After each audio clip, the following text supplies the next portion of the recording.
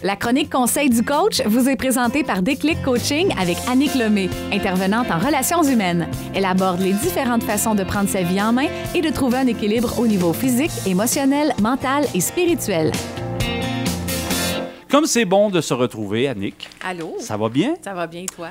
Ça va très, très bien. Et surtout, le sujet d'aujourd'hui, parce que moi, en tout cas, je trouve que dans la société québécoise, je dirais pas que c'est généralisé à toutes les sociétés occidentales, mais on dirait que de plus en plus, on nous déresponsabilise de plein d'affaires, puis des fois, tu te regardes, tu dis « Hey, ça serait-tu pas de ma faute? » Puis...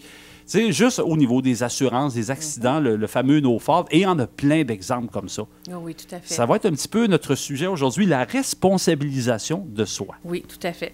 Mais c'est intéressant que tu parles de faute parce que moi, je vais t'amener tout de suite. Quand je parle de responsabilisation de soi, il n'y a pas de notion de faute. OK.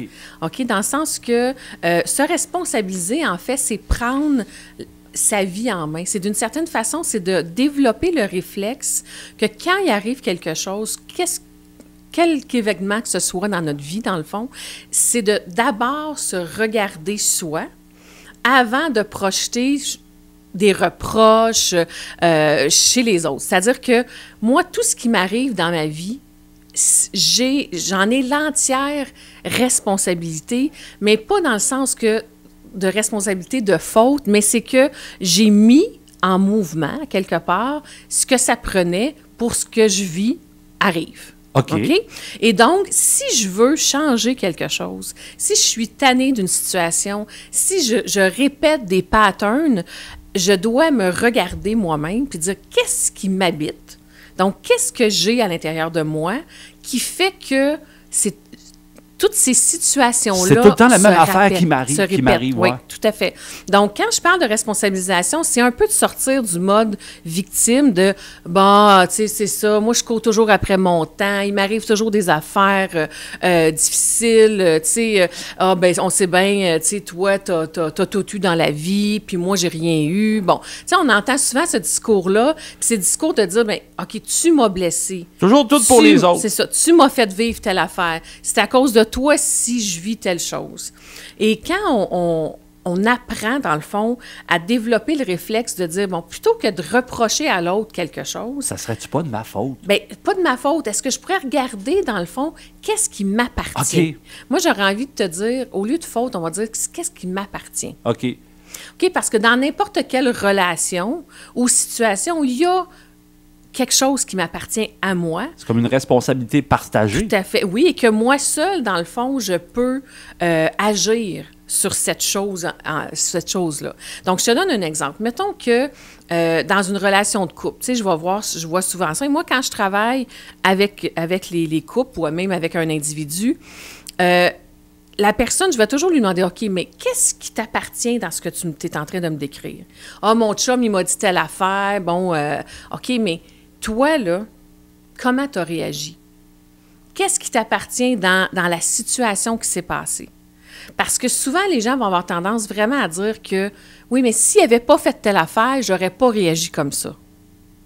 Spécial quand même, mais c'est un travail d'introspection incroyable, ça. Tout à fait. Oui, mais quand on commence à faire ça et appliquer cette façon de voir la vie, dans le fond, ça facilite nos relations. Parce que dans le fond, à partir du moment où moi, je me dis que je suis responsable à 100% de ce qui m'habite, dans le fond, donc de ce qui se passe aussi autour de moi, j'ai le pouvoir de faire une différence. J'ai le pouvoir de changer les choses.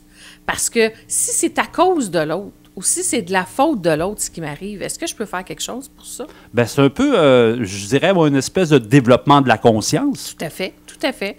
Oui, puis, tu sais, moi, j'ai longtemps dans ma vie, tu sais, dire, j'ai souffert beaucoup intérieurement parce que je pense que ma mère m'a pas assez aimée. Puis tu sais, honnêtement, là, je suis née dans une famille très douillette où l'amour était présent, où il n'est absolument rien arrivé de grave ou même de pas grave, là, tu sais. Et, mais moi, je suis une personne hyper sensible qui a réagi de différentes façons aux différents événements de ma vie. Et à partir du moment où je me suis rendu compte que c'était pas vrai ce que je reprochais à mes parents, dans le fond, ou à tout le moins que qu'est-ce qu'est-ce qui m'habite, moi? Parce qu'on est 3 à la maison, 3 enfants, et les 3, on n'a pas vécu notre enfance de la même façon. Pourtant, nos parents nous ont élevés de la même façon. On a 2 ans de différence, pas plus. Donc, si c'était de la faute à mes parents, ce que j'ai vécu, bien, mon frère et ma sœur vivraient exactement, ou en tout cas auraient ressenti exactement les mêmes choses. Ce que tu nous dis là, dans le fond, c'est un travail aussi au niveau de la propre perception qu'on a de nous-mêmes et des autres. Effectivement. Oui, parce que, tu sais, dans le fond, tout est une question de perception. Parce que, tu sais, j'ai un argument avec toi, par exemple, puis là, tu vas me dire telle affaire, mais moi, je peux penser ou interpréter que le mot que tu as employé, ça voulait dire telle chose, quand finalement, pour toi, c'était pas du tout ça ton intention, tu sais. Fait que donc, se responsabiliser, ça dérange au début, ça nous remet en question, parce que là, on n'a plus le droit de dire « c'est à cause de », c'est de la faute de. Mais à partir du moment où on apprend à se regarder soi d'abord, bien là, on peut commencer du vrai travail et on peut finalement devenir plus heureux dans notre vie. Bien, c'est le but, hein? Parce que nous, on a le pouvoir et la maîtrise sur comment on se sent, ce qu'on pense, ce qu'on dit.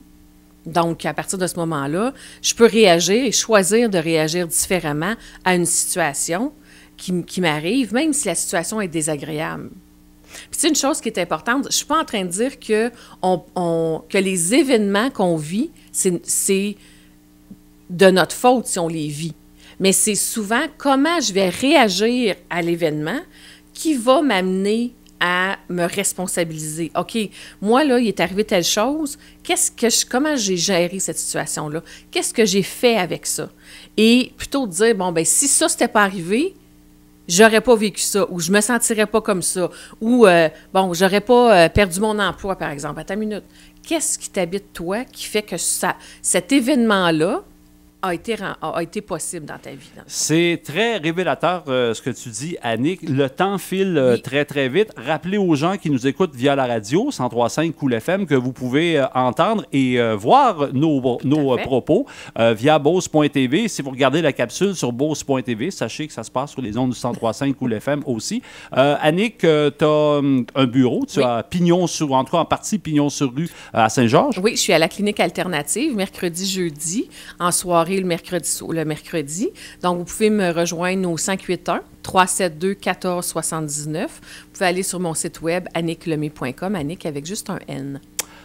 Merci beaucoup, Annick. Ça me fait plaisir. Passe une belle semaine. Et la semaine prochaine, la semaine prochaine, quoi, t'as décongelé Walt Disney? Effectivement. J'ai hâte de voir ce qu'il va avoir à nous dire. Parfait. Bonne semaine.